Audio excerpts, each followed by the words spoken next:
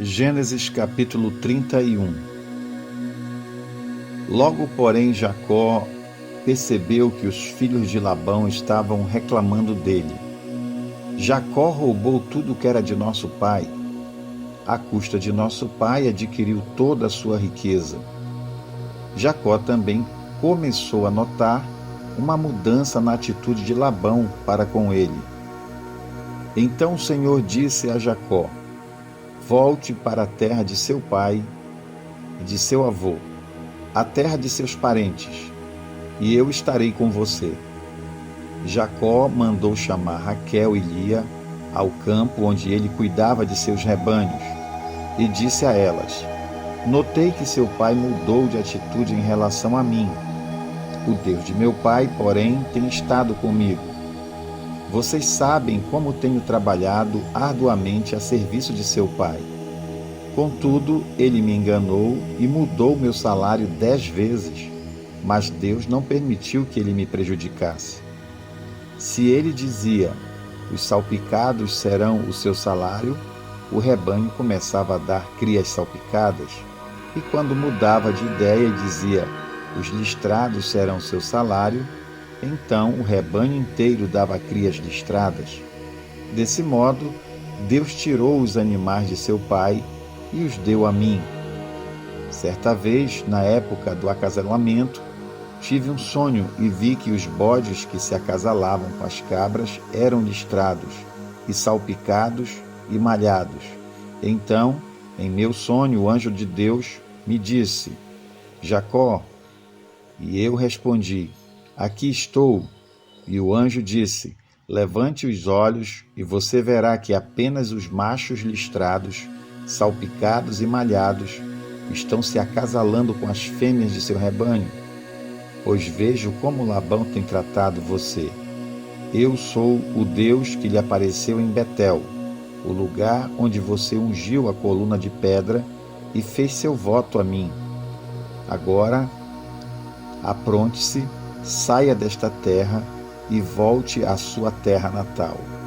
Raquel e Lia responderam: da nossa parte tudo bem, afinal não herdaremos coisa alguma da riqueza de nosso pai. Ele reduziu nossos direitos aos mesmos que têm as mulheres estrangeiras. Depois que nos vendeu, desperdiçou todo o dinheiro que você pagou por nós. Toda a riqueza que Deus tirou de nosso pai e deu a você é, por direito, nossa e de nossos filhos. Por isso, faça o que Deus ordenou. Então, Jacó montou suas mulheres e seus filhos em camelos e conduziu adiante todos os seus rebanhos. Juntou todos os bens que havia adquirido em Padã-Arã e partiu para a terra de Canaã, onde vivia Isaque, seu pai. Quando partiram, Labão estava num lugar afastado, tosqueando suas ovelhas. Raquel roubou os ídolos da casa que pertenciam a seu pai e os levou consigo. Assim Jacó enganou Labão, o arameu, partindo sem avisá-lo de que iam embora. Jacó levou todos os seus bens e atravessou o rio Eufrates, rumo à região montanhosa de Gileade. 3 dias depois, Labão foi informado de que Jacó havia fugido. Reuniu um grupo de parentes e saiu em perseguição a Jacó. 7 dias depois o alcançou na região montanhosa de Gileade. Na noite anterior, porém, Deus havia aparecido em sonho a Labão, o arameu, e disse a ele: estou avisando, deixe Jacó em paz. Labão o alcançou enquanto Jacó estava acampado na região montanhosa de Gileade e armou seu acampamento ali perto. O que você fez? Perguntou Labão. Como ousou me enganar e levar minhas filhas embora como se fossem prisioneiras de guerra? Por que fugiu em segredo? Por que me enganou? Por que não avisou que desejava partir? Eu lhe teria dado uma festa de despedida, com canções e música, ao som de tamboris e harpas. Por que não me deixou beijar minhas filhas e meus netos e me despedir deles? Você agiu de forma extremamente tola. Eu poderia destruí-lo, mas o Deus de seu pai me apareceu ontem à noite e me advertiu: deixe Jacó em paz. Entendo sua vontade de partir e seu desejo de voltar à casa de seu pai. Mas por que roubou meus deuses? Jacó respondeu: fugi porque tive medo. Pensei que o Senhor tiraria suas filhas de minha força. Quanto a seus deuses, veja se consegue encontrá-los, e quem os tiver roubado deve morrer. Se encontrar qualquer outra coisa que lhe pertença, identifique-a diante de todos estes nossos parentes, e eu a devolverei. Jacó, porém, não sabia que Raquel havia roubado os ídolos da casa. Labão foi procurar primeiro na tenda de Jacó, e depois nas tendas de Lia e das duas servas, mas não encontrou. Por fim, entrou na tenda de Raquel. Acontece que Raquel havia pego os ídolos da casa e os escondido na sela do seu camelo, e estava sentada em cima deles. Quando Labão terminou de vasculhar toda a sua tenda sem encontrar os ídolos, Raquel disse ao pai: por favor, perdoe-me por não me levantar para o Senhor, mas estou em meu período menstrual. Labão continuou a busca, mas não encontrou os ídolos da casa. Jacó se enfureceu e discutiu com Labão. Qual foi o meu crime? Perguntou ele. O que fiz de errado para o Senhor me perseguir como se eu fosse um criminoso? O Senhor vasculhou todos os meus bens. Por acaso encontrou algum objeto que lhe pertença? Coloque-o aqui diante de nossos parentes, para que todos vejam, que eles julguem entre nós dois. Estive 20 anos com o Senhor, cuidando de seus rebanhos. Ao longo de todo esse tempo, suas ovelhas e cabras nunca abortaram. Não me servi de um carneiro sequer de seu rebanho para alimento. Quando algum deles era despedaçado por um animal selvagem, eu nunca lhe mostrava a carcaça. Não, eu mesmo arcava com o prejuízo. O Senhor me obrigava a pagar por todo animal roubado, quer à plena luz do dia, quer na escuridão da noite. Trabalhei para o Senhor em dias de calor escaldante e também em noites frias e insones. Sim, por 20 anos trabalhei feito um escravo em sua casa. Trabalhei 14 anos por suas 2 filhas e depois mais 6 anos para formar meu rebanho. E 10 vezes o Senhor mudou meu salário. De fato, se o Deus de meu pai não estivesse comigo, o Deus de Abraão e o Deus temível de Isaque, o Senhor teria me mandado embora de mãos vazias. Mas Deus viu como fui maltratado, apesar de meu árduo trabalho. Por isso, ele lhe apareceu na noite passada e o repreendeu. Labão respondeu a Jacó: essas mulheres são minhas filhas, as crianças são meus netos, e os rebanhos são meus rebanhos. Na verdade, tudo que você vê é meu. Mas o que posso fazer agora por minhas filhas e pelos filhos delas? Façamos, portanto, você e eu, uma aliança que sirva de testemunho do nosso compromisso.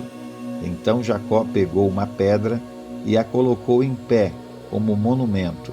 Em seguida disse aos membros de sua família: juntem algumas pedras. Eles pegaram as pedras e as amontoaram. Jacó e Labão se sentaram perto do monte de pedras e fizeram uma refeição para selar a aliança.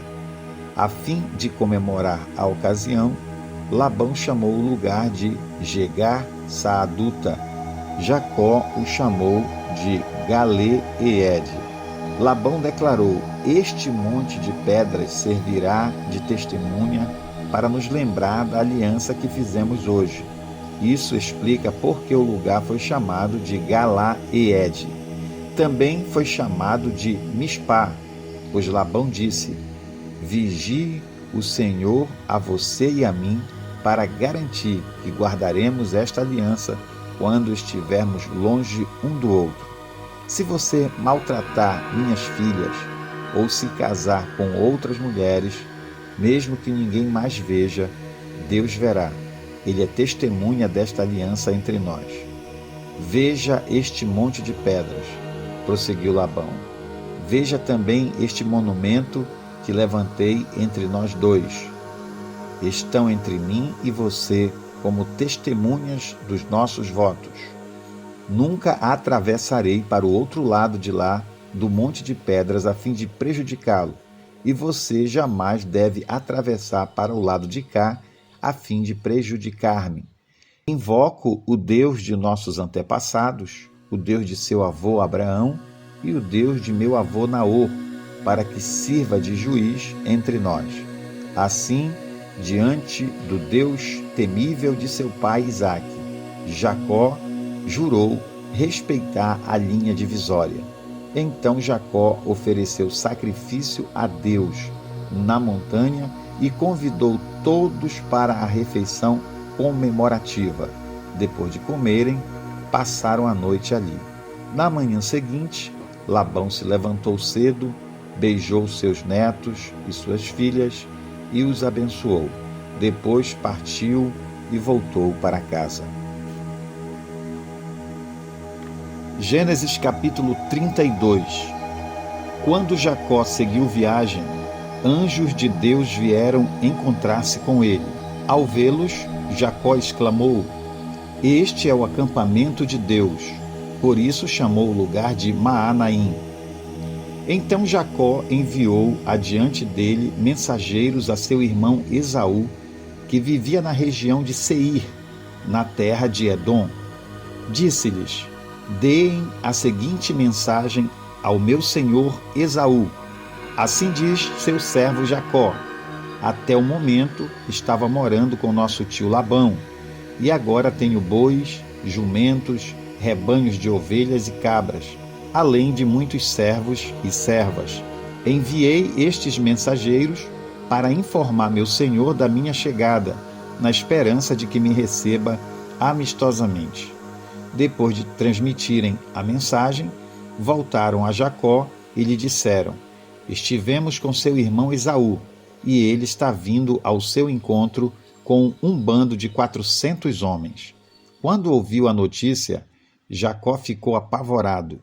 Dividiu em 2 grupos sua família e seus servos, e também os rebanhos, os bois e os camelos, pois pensou: se Esaú encontrar um dos grupos e atacá-lo, talvez o outro consiga escapar. Então Jacó orou: "Ó Deus de meu avô Abraão e Deus de meu pai Isaque, ó Senhor, tu me disseste: volte para sua terra natal, para seus parentes, e prometeste: tratarei bem de você. Não sou digno de toda a bondade e fidelidade que tens mostrado a mim, teu servo. Quando saí de casa e atravessei o rio Jordão, não possuía nada além de um cajado. Agora, minha família e meus servos formam 2 caravanas. Por favor, salva-me de meu irmão Esaú.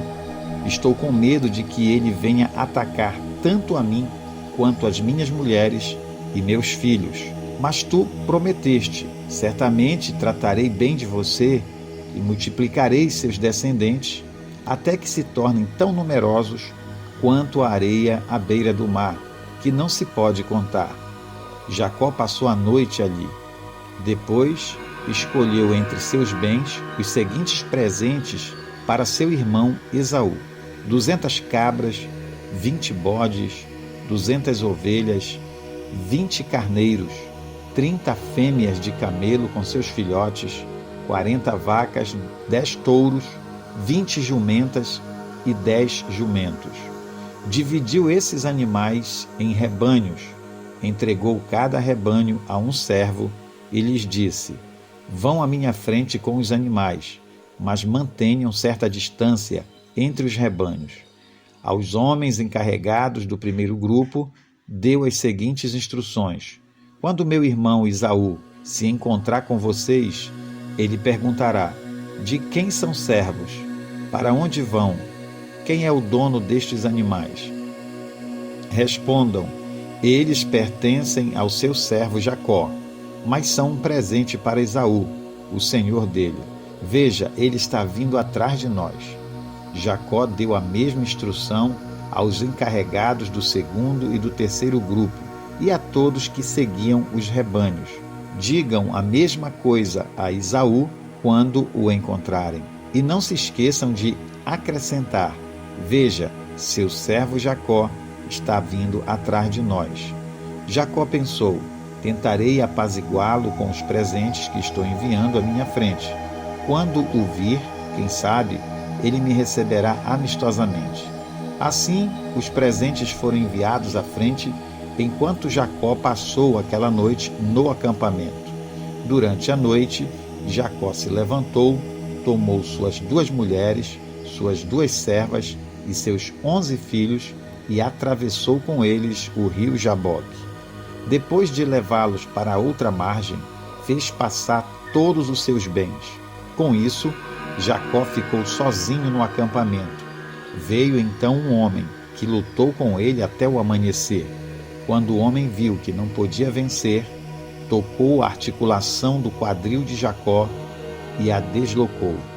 O homem disse: deixe-me ir, pois está amanhecendo. Jacó, porém, respondeu: não o deixarei ir enquanto não me abençoar. Qual é o seu nome? Perguntou o homem. Jacó, respondeu ele. O homem disse: seu nome não será mais Jacó.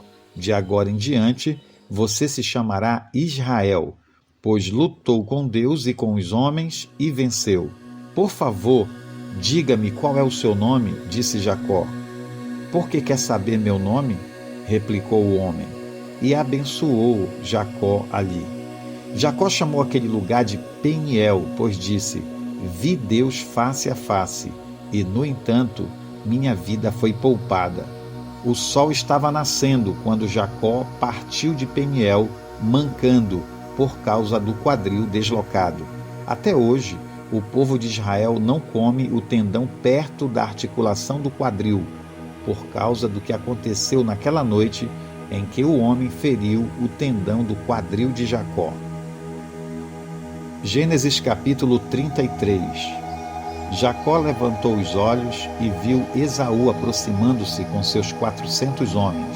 Assim, dividiu os filhos entre Lia, Raquel e as 2 servas. Colocou as servas e os filhos delas à frente, Lia e seus filhos em seguida, e Raquel e José por último. Jacó passou à frente, e ao aproximar-se de seu irmão, curvou-se até o chão 7 vezes. Esaú correu ao encontro de Jacó e o abraçou, pôs os braços em volta do pescoço do irmão e o beijou. E os 2 choraram. Então Esaú viu as mulheres e as crianças e perguntou: quem são estas pessoas que estão com você? Jacó respondeu: são os filhos que Deus, em sua bondade, concedeu a seu servo. As servas e seus filhos se aproximaram e se curvaram diante de Esaú.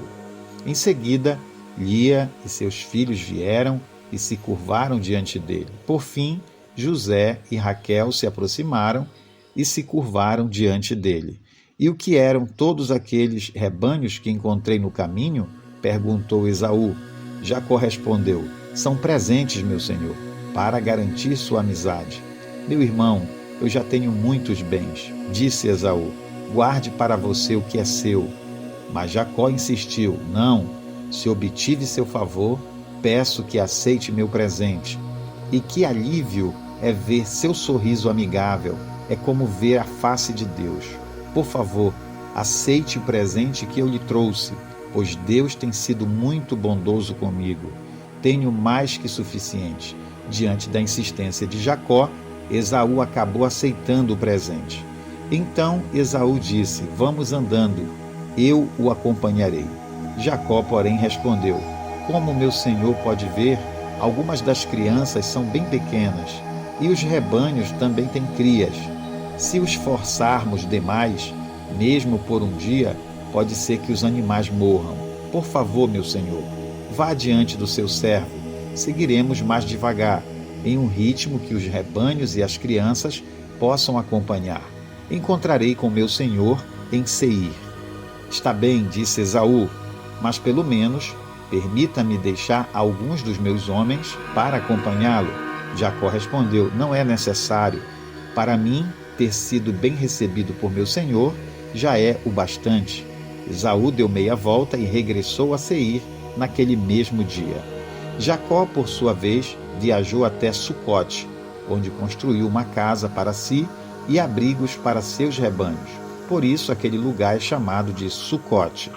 Depois de percorrer todo o caminho desde Padã-Arã, Jacó chegou em segurança à cidade de Siquém, na terra de Canaã, e acampou em seus arredores. Jacó comprou da família de Amor, pai de Siquém, o terreno onde estava acampado, por 100 peças de prata.